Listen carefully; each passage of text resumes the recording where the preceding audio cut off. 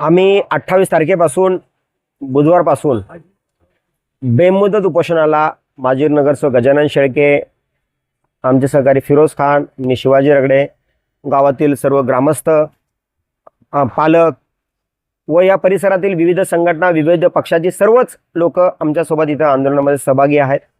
आणि याचं मुख्य कारण असं आहे की उल्हासनगरमधील पॅनल क्रमांक 12 मधील वडळगाव पुलासमोरील जो रस्ता होता, या रस्त्याचं टेंडरिंग 2 वर्षापूर्वी झालं होतं व ठेकेदाराच्या वतीने 2 वर्षापूर्वी हा रस्ता खोदण्यात आला होता.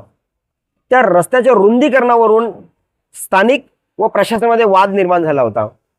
प्रशासनाच्या वतीने मार्किंग देण्यात आल्या, परंतु काही पुढील 1-2 घरांनी दिलेल्या मार्किंग प्रमाणे आपलं डिमॉलिशन केलं नाही.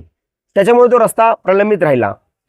या दरम्यान ठेकेदाराने आपलं काम पूर्ण झाल्याचं बिल सबमिट केलं व त्याचं बिल देखील महानगरपालिका प्रशासनाच्या वतीने अदा केलं. याची आम्हाला कोणालाही कल्पना नव्हती.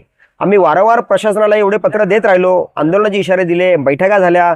प्रशासनाच्या वतीने आम्हाला 2, 3, 4, 5 गोष्टी सांगण्यात आल्या 5 वेळेस की काम होईल होईल होईल. जेव्हा शेवटी गावातील सर्व सदस्य आम्ही सर्व भेटायला गेलो, गावातील सर्व पदाधिकारी, आणि आम्हाला सांगण्यात आलं की आठवड्याभरात काम सुरू होईल. आणि सुरू न झाल्यानंतर आम्ही आंदोलनाचा इशारा दिला. तेव्हा प्रशासनावतीने पहिल्यांदा असं लिखित देण्यात आलं की नवीन टेंडर प्रोसेस, नवीन टेंडर प्रक्रियेत आहे, ती मंजुरी आल्यानंतर काम सुरू होतं. आमचा प्रश्न होता की जर पहिल्याचं टेंडर होतं मग त्याचं काय झालं, तर त्यांना असं कळण्यात आलं की बिल ऑलरेडी पेड झालेलं आहे. मग यावरून हा वाद सुरू झाला.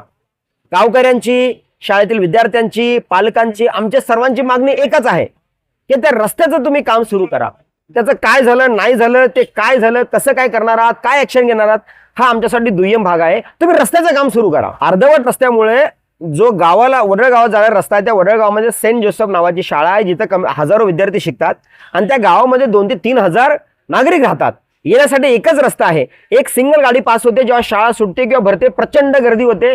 पालक, विद्यार्थी व स्थानिक नागरिकांना वाटत त्रास होतो. आमचं म्हणणं आहे की जो मध्य मार्ग काढता येईल तो मध्य मार्ग काढा व कमीत कमी आता 2 वर्ष वाट बघितलेली आहे, त्या रस्त्याचं काम सुरू करा. आणि जर काम सुरू झालं नाही तर हे आंदोलन स्थगित होणार नाही. हे किती दिवस चालेल, याच्यानंतर काय होईल, काय लॉ अँड ऑर्डरचा इश्यू होईल, यासाठी आम्ही जबाबदार नाही. यासाठी पूर्णपणे प्रशासन जबाबदार राहील.